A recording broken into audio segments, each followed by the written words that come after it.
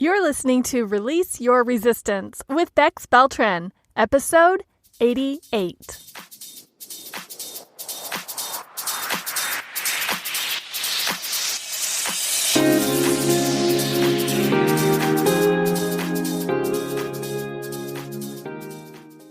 Welcome to Release Your Resistance. This is Bex. The only reason why any of us don't have what we want in life is because of our own resistance. Right now, I'm learning how to recognize and release my resistance, and this podcast tells you how you can release your resistance so that you can live the exact life that you want. Let's get started. Thank you to everyone who replied or commented or gave feedback about last week's episode, which was the introduction for the topic here in September, all about how to get unstuck. Today, I want to talk about the first tool that I mentioned last week. It's for you to get awareness around your thinking. I have 3 different suggestions to share with you about how you can get awareness around your thinking. The whole point of getting awareness around your thinking is for you to notice your thoughts and identify them as such. Some people may not be doing this work yet. Some people might not be familiar with this overall strategy of observing thoughts, or in other words, creating distance and space between what you are thinking and who you are. I don't think we learn this strategy innately. I think in general, we just go through our lives hearing or listening to our thoughts and trusting them and believing them and acting on them without question, without distance, and without separation. And then we get confused about what is going on with us because we're not really sure which part of our brain is offering us a thought. By noticing your thoughts and identifying that, hey, this is a thought, you get that distance. You have that objectivity. You can remove the threat that your brain might be offering you if the thought is coming from the threat center of your brain instead of from the logical, rational part of your brain. Getting awareness around your thinking is the first tool of the 3 tools that I shared last week about how to get unstuck. At this point, while using this first tool, I am not suggesting that you, quote unquote, do anything yet. I am not asking you to make any changes or make any decisions at this point. Really, all I'm suggesting that you do at this point is just to get awareness. Even just getting awareness can actually result in a change. It can actually give you a feeling of freedom or liberation or relief. But if it doesn't, that's okay. Because again, this is just the very first tool. I have 3 suggestions of how you can get awareness around your thinking. You might be able to guess what they are. I talk about 2 of them frequently. If you have been listening to this podcast for a while, or if you have coached with me or spent any time with me or followed me on social, you have heard or seen me talking about these. The 3 suggestions are coaching, journaling, and labeling. Were you surprised by that 3rd one? Let's get deeper into each one of these 3 suggestions. The first thing that I want to suggest as a way for you to get awareness around your thinking is to work with a coach. One of the benefits of working with a coach is that you have that awareness time scheduled. That means that you will actually spend the time thinking about your thoughts and talking about your thoughts, because sometimes if we don't schedule things, we don't do them. Instead of delaying or putting off and procrastinating or finding some other way to distract yourself from thinking about your thinking, which might be uncomfortable and unfamiliar, if you schedule some time with a coach, you get the benefit of another person. And the benefit is having that other person whose only job is to show you your thinking. You get the accountability factor. You decide for yourself that this 45 minutes or hour is a time that I am going to spend thinking and talking about my thoughts. That is a great benefit. Just the fact that you have dedicated time to get that awareness is a benefit. But wait, it gets even better because the coach is able to ask you questions while remaining neutral. I believe in self-coaching. I do self-coaching with myself frequently throughout the day, every day. It's definitely a part of my current lifestyle and my routine. Yet, I also continue to see the benefit of coaching with a second person. Why not just exclusively self-coach? Because yes, I am able to ask myself questions, but I am not always able to remain completely neutral when I am coaching myself. I recently had an example of this benefit with a coaching client. She had thoughts about a situation that were creating a lot of stress and overwhelm for her. She came to the coaching session and she started to describe what was going on. And the more she described it, the more worked up she got. She was really getting into the story that she was explaining to me, and which in her mind was all very true and very relevant and very urgent. And I am not in her brain. I am not in her situation. So I heard the story and there was no threat to me. I really could see it with an outsider's perspective. I really could see that it didn't have to be a big deal at all. So I was able to ask her questions as if it wasn't a big deal. I was able to ask her questions as if this was a completely neutral situation.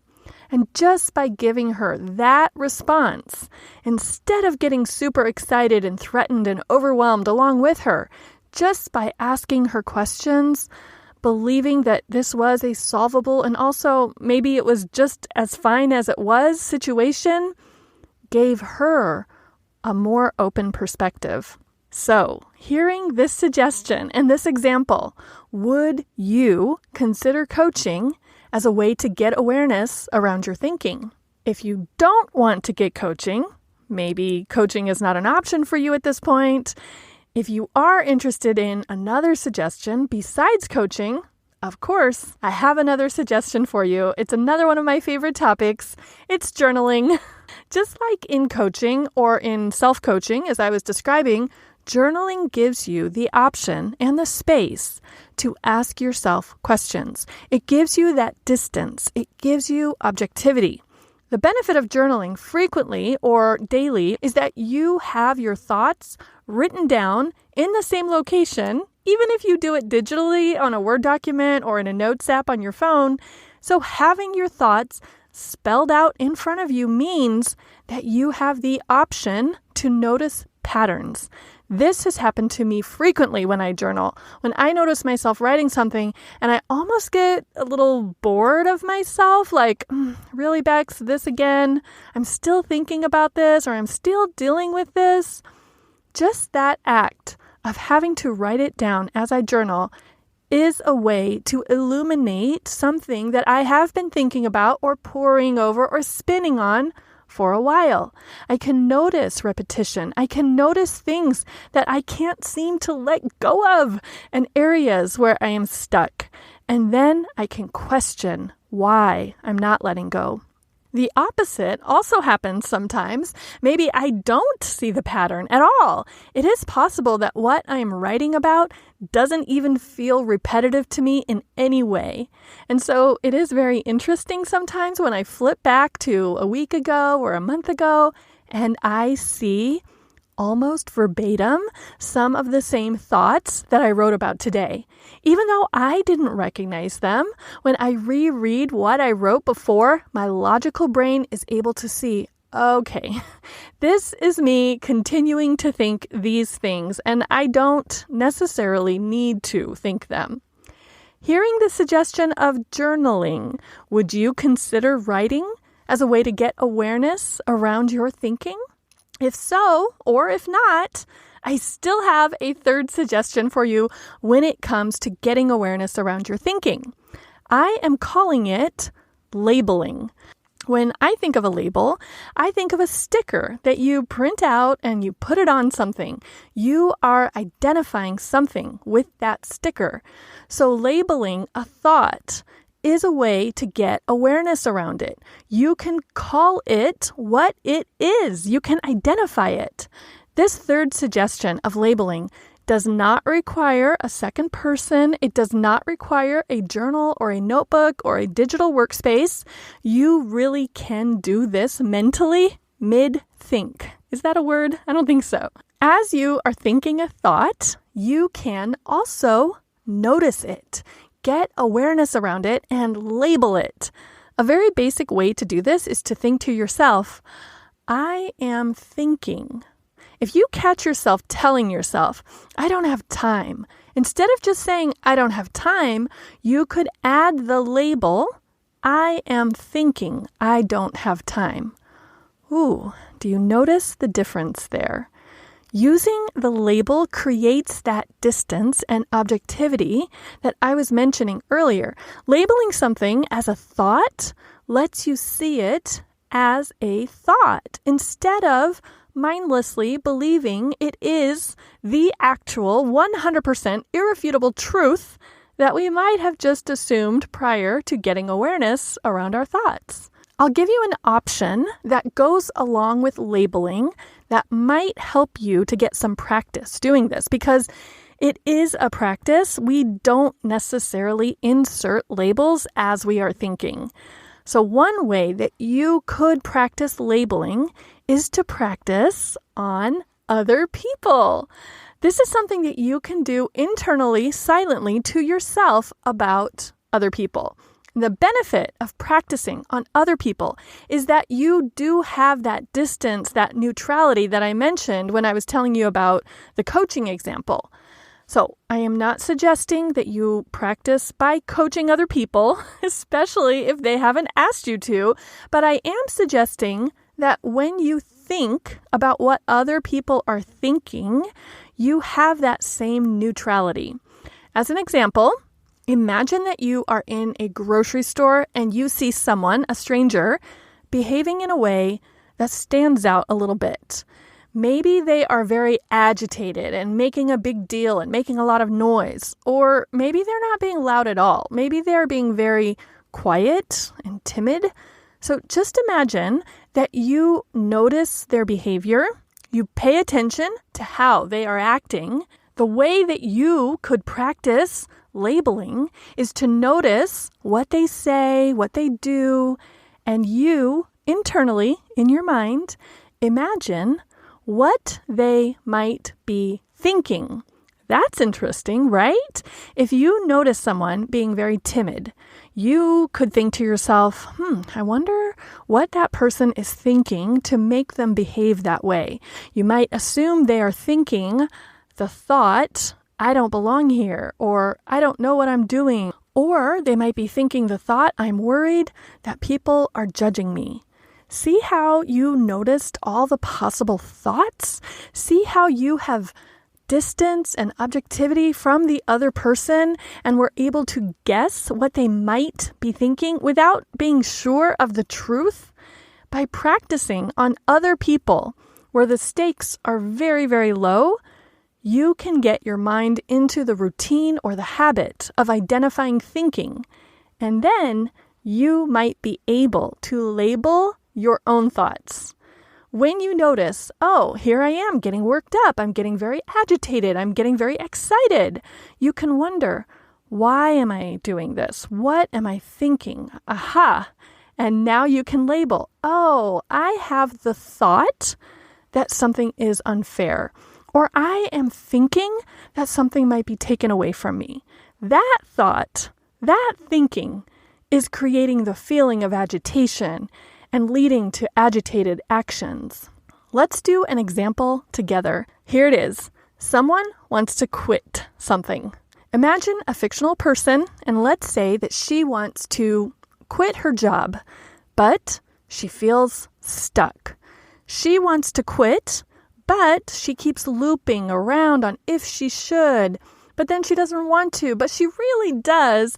So she thinks about it all the time, and she still doesn't do anything. Classic stuck, right?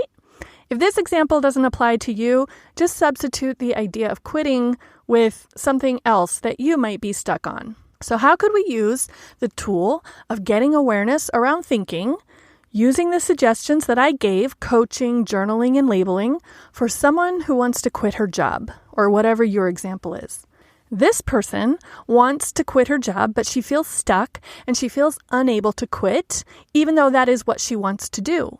So if she decides to have a coaching session, she might describe to her coach the reason why she wants to quit the job. And then she might also share all of the reasons why she feels like she can't, or she shouldn't, or not at this time, or not yet, or she's unable to quit. And the coach is completely neutral if this person quits her job or stays at the job. The coach is able to ask further follow-up questions and point things out to the client. If one of the reasons that the client gives for not quitting the job is thinking the thought that she won't make as much money anywhere else, the coach can ask follow-up questions like, how do you know how much money can be made in other places? What research have you done about salaries? How does that research apply to you in your current situation and your possible future situation? How much money do you want to make? Is money the deciding factor for where you work? All of these questions may sound so basic and so obvious, but it is possible that the client has not considered them thoughtfully and neutrally. There are a lot of different directions that coaching conversation could go. And let's say that our fictional friend who's feeling stuck about quitting her job decides to journal about it. She could write down all her thoughts about quitting the job, why she wants to quit the job, why she can't quit the job, what's holding her back from quitting the job, what she's afraid of when she thinks about quitting the job, what she thinks will definitely happen if she quits.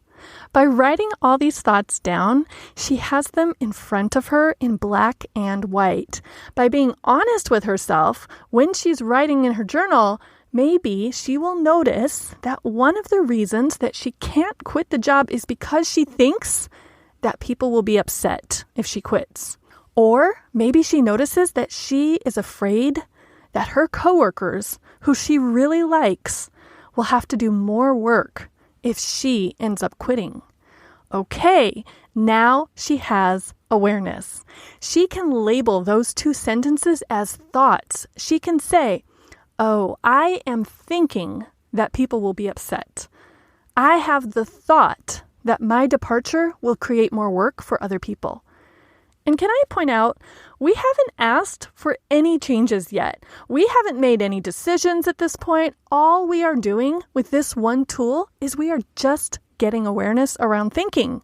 That's all we're doing right now. But even with just that awareness, can you see how our fictional friend who's thinking of quitting her job but feels stuck, how now she can recognize why she is stuck? She doesn't want people to be upset or have more work to do. And she is thinking that will 100% for sure happen if she quits. And maybe it will happen. Who knows? Can you also see how much more relief she would be experiencing, even if she still doesn't know what to do or when she's going to do it, just with the awareness, oh, this is not a threat. She could realize, I am not completely sure that people will have more work to do or that people will be upset if I quit. She might recognize that she doesn't know for sure that she can't make the same amount or more money in a different job. Just through coaching, journaling, and labeling, she can have awareness, and that awareness can create relief for her, even if she hasn't made a choice or decided to take action or decided to change her mind. But at least with the awareness, she has more information about making an intentional decision. And this is for a later tool that we will talk about in a few weeks, but she might decide to think, even if it means people will be disappointed, I would still rather quit this job than continue to work here. That's good to know. Since this was a generic example, I hope you inserted an area that is more relevant to you to see how you could use coaching or journaling and labeling in order to get awareness around your thinking. And I also want to spend a little time today responding to some of the feedback that I got from last week's episode when I introduced the idea of getting unstuck. I got one comment that the person who listened to the episode said that she doesn't use the word stuck when she thinks about herself. But as she was listening to the episode, she did recognize, oh, I definitely am feeling stuck right now. I'm definitely not moving in the direction that I want to move in, and I feel like I can't. But she let me know that she would have never used that specific vocabulary to describe herself. She described it more as feeling apathy.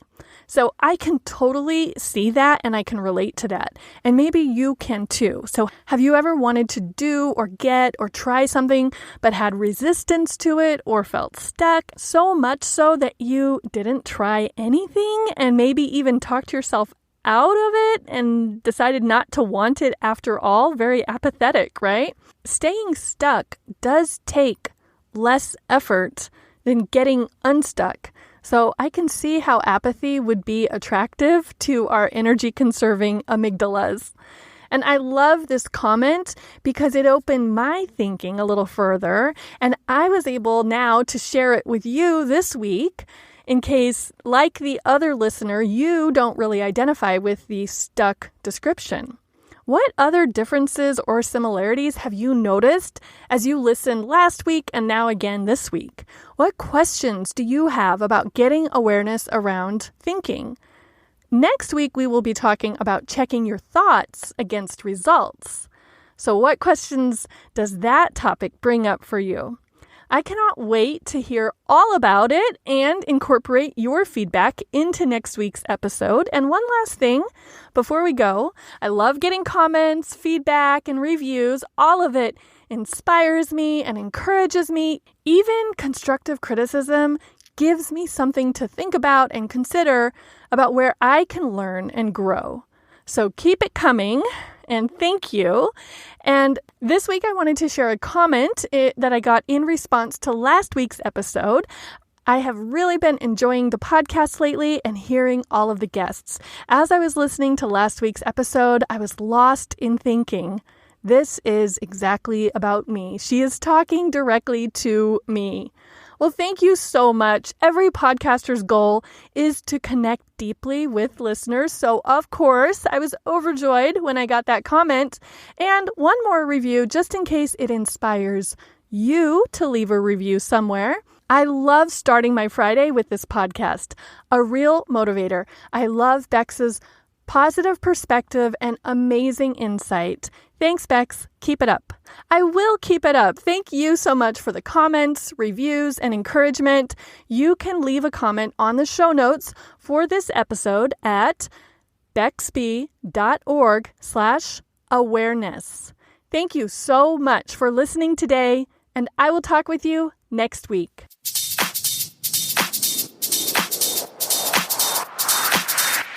This has been Release Your Resistance. Thank you for listening. If you like this podcast, make sure you're subscribed and leave a review on Apple Podcasts. Also, think about someone who you know who would love this episode and share it with them. There should be a share button on your app if you're listening to this on your phone. If you'd like to continue this conversation one-on-one or in real time, come visit me on my site at bexb.org to see how we can work together.